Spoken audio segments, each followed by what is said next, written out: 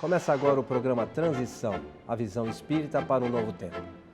Hoje temos a alegria de receber mais uma vez em nosso programa o Dr. Alberto Almeida. Como vai, Alberto? Estou bem, alegria de estar aqui com você novamente. O Dr. Alberto Almeida é médico, homeopata e terapeuta transpessoal. Alberto, o que vem a ser terapeuta transpessoal, essa abordagem transpessoal?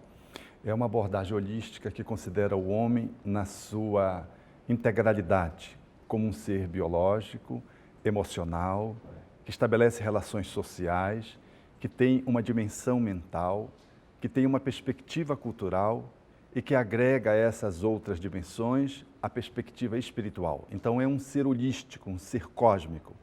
Uma abordagem transpessoal, ela contempla necessariamente o ser nessa abrangência integral que a vida comporta dentro desse olhar mais aprofundado. A transpessoal é uma abordagem que se espraia pela pedagogia, pela psicologia, pela medicina, pela administração. É um jeito de olhar o mundo, um jeito que tem uma abrangência holística.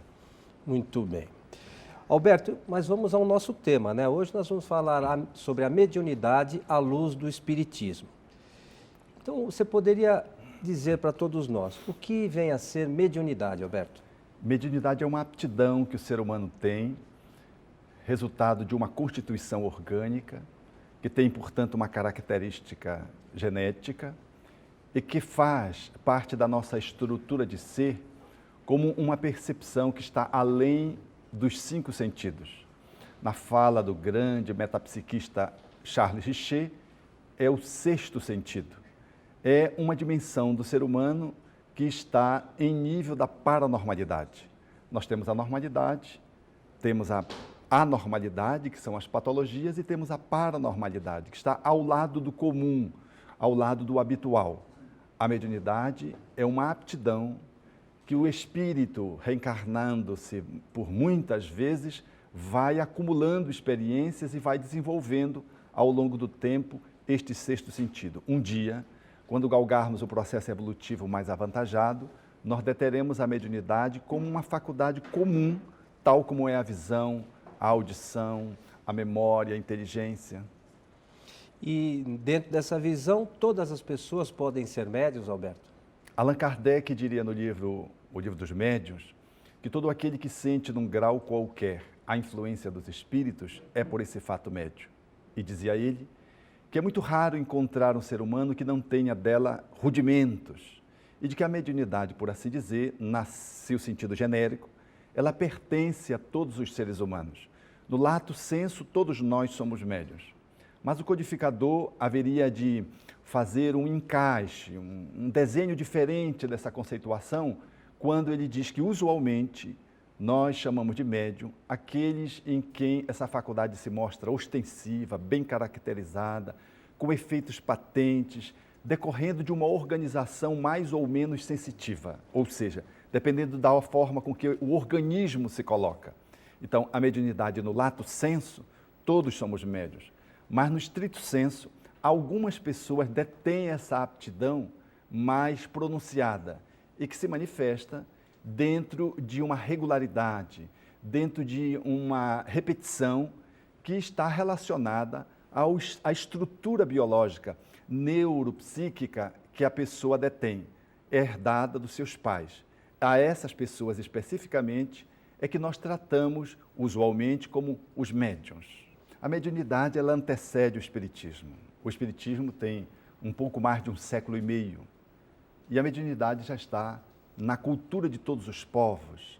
Moisés, ao seu tempo, já até proibia o fenômeno mediúnico, significando de que ele existe essa comunicabilidade. Ela galga os espaços culturais com nomes diferentes. Aqui chama-se a mediunidade como um carisma. Ali, um fenômeno mediúnico é caracterizado como demoníaco. Mais adiante, na mesma crença ou na mesma cultura, é chamado como um fenômeno divino, o Espírito Santo. Cada religiosidade, cada cultura tem o seu enquadre da mediunidade, com outras terminologias, com outra nomenclatura, mas trata da fenomenologia, porque ela é inerente a todos os seres humanos. E a mediunidade, Alberto, ela pode causar algum tipo de problema para as pessoas, algum distúrbio para as pessoas que não a usam como deveria? O que você pensa a respeito disso? A mediunidade é uma aptidão e, como tal, ela não é boa nem má, ela é neutra, ela é amoral. A forma como eu lido com ela é que dá um sentido positivo ou um sentido negativo. Tal como a memória em si mesma não é boa e não é má, tal como a inteligência não é boa e não é má, eu posso utilizar a inteligência para corromper, mas eu posso utilizar a inteligência para o bem comum. Logo, a mediunidade, ela é uma instrumentação que eu vou dar o colorido de funcionalidade para ela. Ela em si mesma não é nenhuma manifestação patológica, nenhum distúrbio, tampouco causa sofrimento, danos. Há muitas pessoas que têm essa fala de que a mediunidade traz de graça, se não desenvolver a mediunidade, a pessoa sofre, ou porque ela desenvolve, é por isso que ela está sofrendo. É absolutamente incompreensível isso, porque o espírito, quando renasce, ele traz uma plataforma de atividades, um programa de ações, e esse programa de ações tem relação com o tipo de vida e de vidas com que ele se colocou no mundo no passado. A mediunidade, ela entra como um instrumento, uma forma, uma maneira dele poder tratar as suas pendências internas, utilizando a mediunidade como um recurso para fazer face a essas pendências. Então, o sofrimento é dele, não é da mediunidade. Ao contrário, se ele é médium e sabe utilizar a mediunidade funciona como uma bênção que atenua o seu sofrimento. Ao invés dele vir encarquilhado, com uma artrite reumatoide, por exemplo, em função de delitos que tenha cometido numa existência anterior ou em existências anteriores, e ele traga essa patologia como uma possibilidade de manifestação, ele pode trazer a mediunidade para atender os sofredores, os espíritos sofridos, atendendo as famílias a que esses espíritos perturbam. E nessa forma, pela ação do bem, ele vai minimizando o seu karma negativo.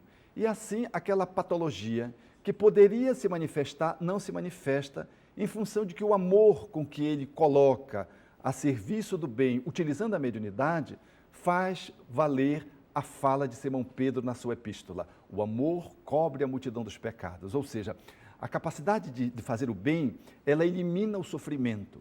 O amor, ele extenua a dor. A dor, ela só se manifesta se o bem não chega primeiro. Então, a mediunidade, ela é um instrumento de bênçãos, de favorecimento do belo, da arte, da bondade, da caridade, da assistência. Agora, se alguém usa a mediunidade negativamente, aí esse vai ter sofrimentos.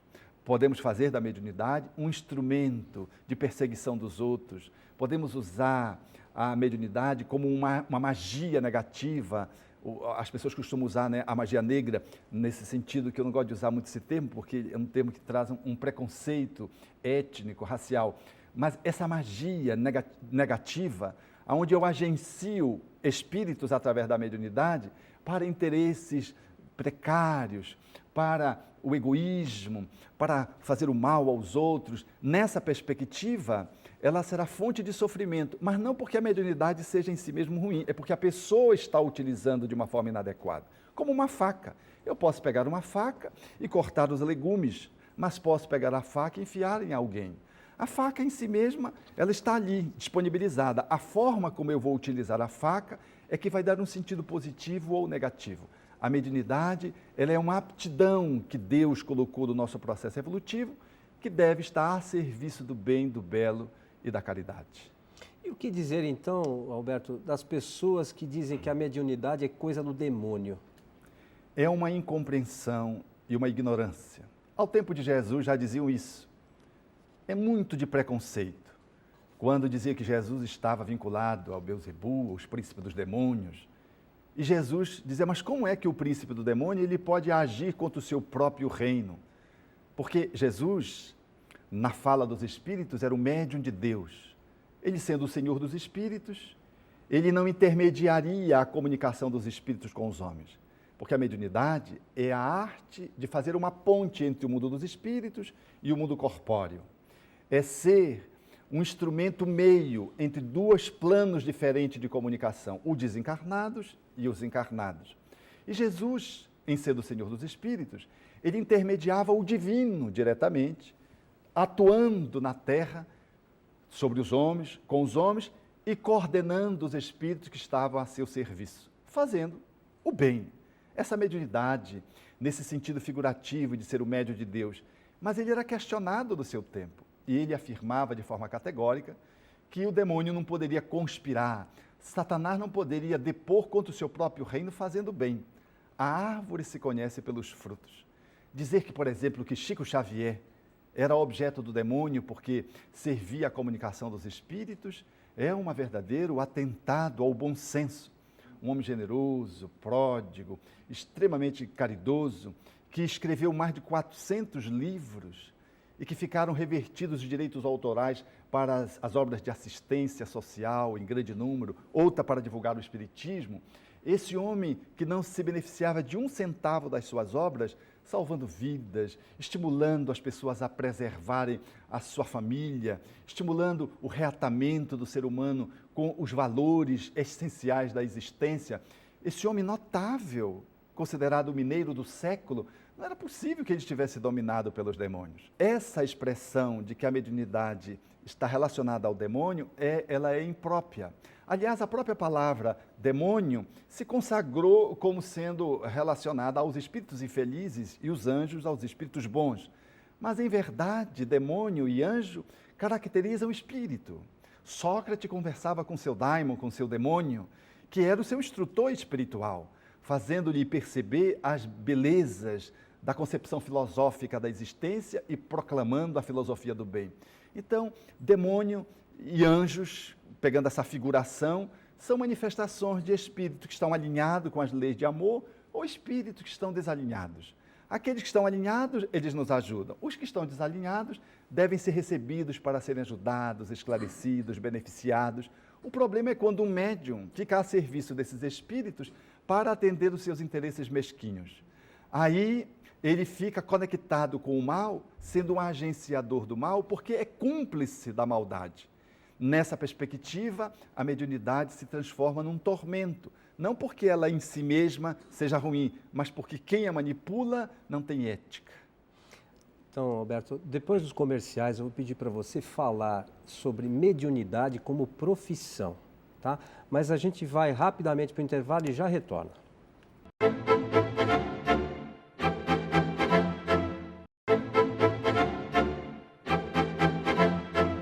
Estamos de volta com o programa Transição, a visão espírita para um novo tempo. Hoje com o Dr. Alberto Almeida, conversando conosco a respeito da mediunidade à luz do espiritismo. Alberto, pergunta que nós deixamos antes do intervalo. O que dizer das pessoas que transformam a mediunidade em meio de vida, em profissão? É um nível de consciência precário, segundo a percepção dos espíritos. Allan Kardec enaltecia a mediunidade alinhada com um princípio do Evangelho que propõe que deveríamos dar de graça o que de graça recebemos. Para os espíritos, a mediunidade que vai fazer parte de uma conquista do ser espiritual que somos nós, ao longo do nosso processo evolutivo, ela hoje, no entanto, ainda não representa essa conquista. Ela é um empréstimo do divino para que possamos fazer face às nossas delinquências, aos nossos deslizes, aos nossos enganos. O Espírito Emmanuel, através de Chico Xavier, afirmaria de forma categórica: os médiuns são aqueles que caíram desastradamente e recebem a mediunidade como forma de se rearticularem com o bem. Então, a maioria dos médiuns somos aqueles que fracassamos desastradamente, diz o Espírito Emmanuel. Logo, a mediunidade é uma concessão do divino, é um empréstimo que deve ser utilizada tal como propõe o Evangelho de Jesus: dai de graça o que de graça recebeste. Desse modo, ela deve ser exercida gratuitamente e religiosamente. Ela deve ser posta de graça. Quando se transforma a mediunidade numa atividade mercantilista, procurando ajustá-la como profissão, nós nos desviamos desse princípio, porque utilizamos-nos de uma possibilidade, de uma aptidão que nos foi emprestada, que não é nossa, a benefício de nós próprios. E não temos o controle, porque os espíritos se comunicam ou não, dependendo do arbítrio deles, da vontade deles. Nós não temos o controle para obrigar um espírito a se comunicar. Logo, quando alguém transforma a sua faculdade mediúnica numa atividade mercantil e tenta guindá-la à posição de profissão, nós observamos que, nesse momento, a pessoa sai da faixa dos espíritos nobres e alinha-se com espíritos outros que estão nesse campo do mercantilismo. A pessoa deixa, portanto, de ter a tutela de espíritos superiores.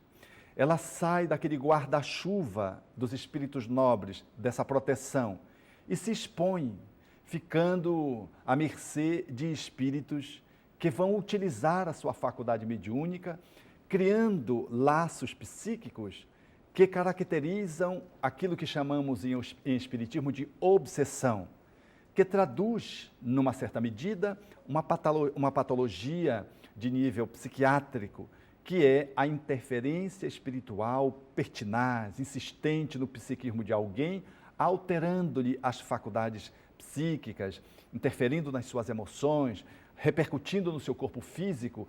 Esse processo espiritual de péssima qualidade, de teor vibratório precário, ele é decorrente dos médiuns desavisados que tentam transformar essa faculdade, que deveria ser exercida graciosamente, numa atividade de sobrevivência financeira.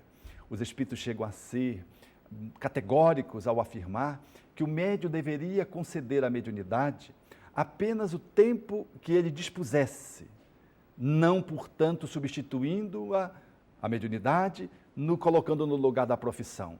Se ele tem pouco tempo, ele dê pouco tempo, mas não transforme a mediunidade numa atividade de sobrevivência profissional, porque ela não está posta com esse objetivo.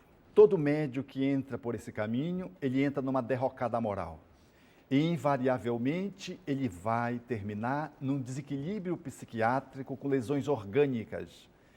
E termina, quase sempre, apoiados em medicamentos, sem conseguir recuperar o seu equilíbrio quando ele envereda por essa via, longo curso, e se aprofunda nessa atividade de baixa teor positivo, ele vai se aprofundando e vai se afundando, e muitas vezes as suas lesões são de tal ordem graves que ele não consegue sair do processo sem as sequelas de ter entrado para uma atividade desse nível que o conduz sempre a um beco sem saída. E Alberto, o que dizer de mediunidade em crianças? As crianças podem perceber os espíritos, especialmente quanto menores elas são, a reencarnação se estabelecendo para consolidar-se aos 7 anos na fala do Espírito Emmanuel, elas são mais sensíveis, lembram-se de existências anteriores, estão ainda muito atentas para conteúdos de memórias ancestrais e também elas registram os espíritos com certa facilidade. E algumas outras, que detêm a faculdade mediúnica posta em função da herança dos pais, registram plenamente os espíritos. Elas devem merecer um trato de normalidade. Os pais devem acolher as crianças sem nenhum espírito de atemorização, porque elas fazem isso com espontaneidade. O medo decorre dos pais, que têm medo, e correm. As crianças ficam com medo porque os pais modelam esse medo a partir desse comportamento de ignorância, de tratar a mediunidade como se fosse uma coisa fora do mundo. Mas os espíritos estão onde estão os homens. Como estão as bactérias, os vírus? Eles estão entre nós. Se colocarmos um microscópio numa placa de Petri, por exemplo, aqui, nós vamos perceber que tem milhares, milhões de bactérias estão circulando no ar e caindo na placa de Petri. Depois de alguns dias, elas formam verdadeiras colônias identificadas pelo microscópio. Aonde estão os seres humanos, ali estão os espíritos. Na avenida, no ônibus, nas casas, nos supermercados, nos apartamentos. Então é natural que a criança e os médiuns, de um modo geral, possam registrá-los. Não é nada sobrenatural, está em a natureza. Apenas que a criança tem esse microscópio, por exemplo, para registrar os espíritos. Tem esse telescópio para fazer esse processo de apreensão daquilo que não é visto pelos 5 sentidos. Mas é inadequado pegar a criança e levar para reuniões mediúnicas. É contraproducente e, por que não dizer, perigoso. Allan Kardec trata dessa questão em O Livro dos Médiuns, quando num capítulo ele analisa os inconvenientes e perigos da mediunidade. E a criança está posta nesse capítulo, no qual ele analisa com muita justeza, de que ela não tem um psiquismo ainda suficientemente desenvolvido para poder ater-se ao fenômeno mediúnico. Ela, no campo da sua ludicidade, da sua abstração, ela sofrerá de sobreexcitação.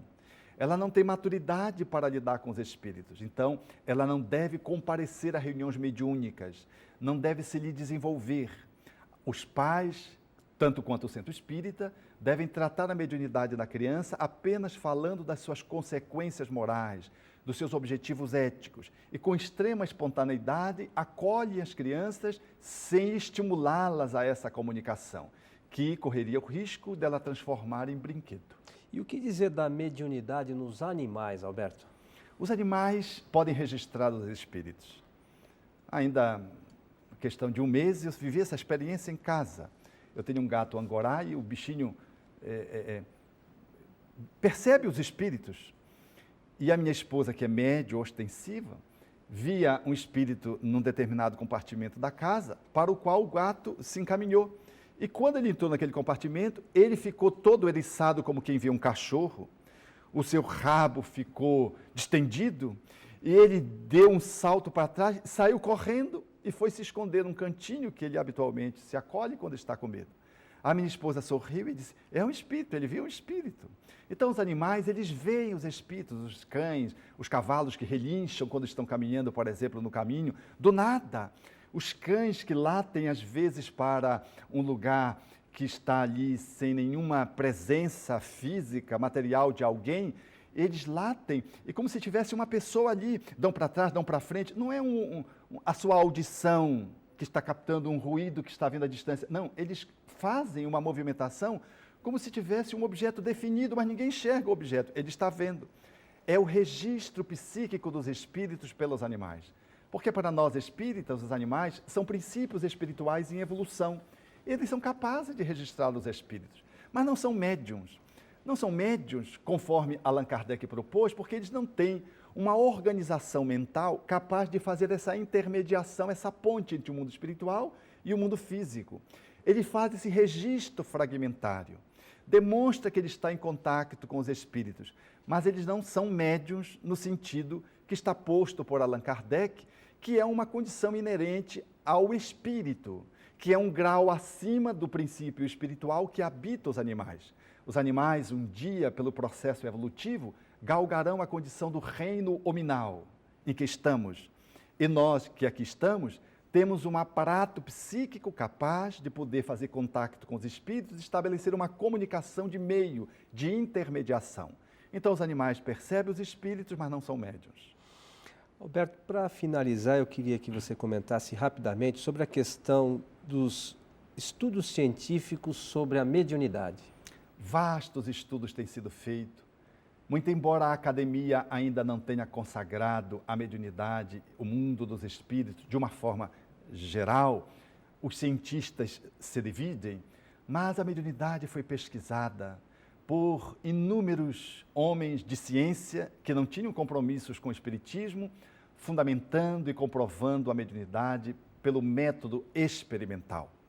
Em Belém do Pará mesmo, nós tivemos pesquisas feitas com a médium Ana Prado, que promovia a manifestação dos espíritos, colocada numa poltrona, uma grade lá colocada sobre ela, para que ela ali ficasse aprisionada, a fim de se eliminar a possibilidade de fraude, sem portinhola, sem janela, para tirar, tinha que levantar a grade. Ela entrava em transe e os espíritos se comunicavam, se materializavam. Havia sessão que 6 espíritos alternadamente se materializavam, homem, mulher, um marinheiro, um cowboy, e se comunicavam.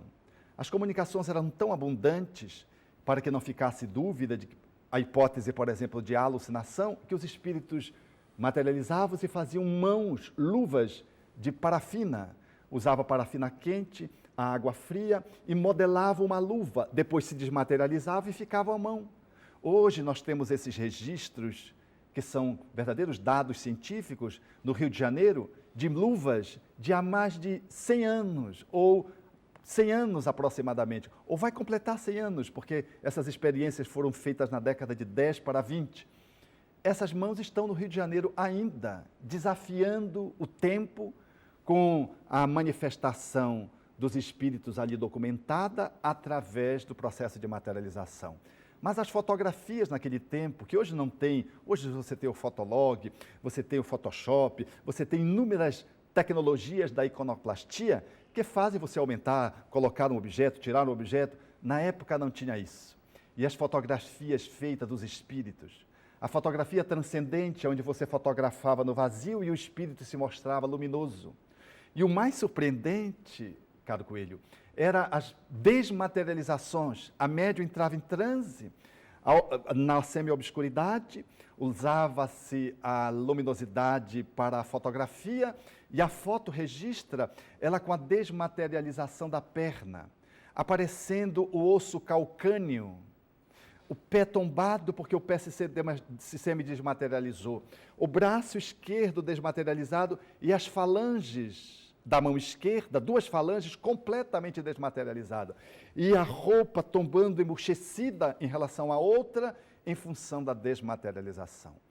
Esses fenômenos foram pesquisados, não só em Belém do Pará, que é um estado do Brasil, naquela oportunidade, fazendo parte desse concerto de manifestações que surgiram no mundo. William Crookes estudou a médium Florence Cook, uma jovem de 15 anos, cujas materializações se deram por 3 anos a sua pesquisa.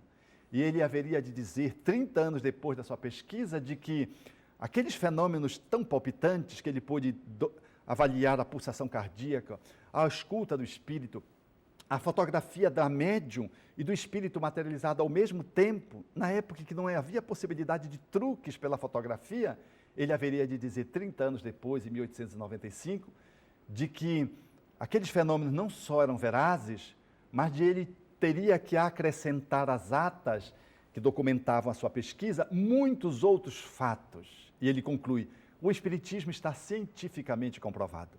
Então a mediunidade, ela ganhou fóruns de cidadania científica através desses homens respeitáveis que documentaram o fenômeno mediúnico, tal como fez o nobre Allan Kardec, que utilizou o método experimental como exímio pesquisador para comprovar a imortalidade da alma. Mas não ficou no fenômeno, tirou a filosofia e não ficou na filosofia, extraiu os princípios éticos morais para dar ensejo à humanidade a possibilidade do ser humano ter um comportamento diferenciado através dessa perspectiva espírita, que é uma doutrina científico-filosófica de consequências religiosas. Alberto, nossos agradecimentos a você, esperamos poder contar com você em outras ocasiões. E aos nossos amigos de casa, lembramos que o nosso programa pode ser revisto em nosso site, que está passando aqui na sua tela. Então, o nosso abraço e até o nosso próximo encontro.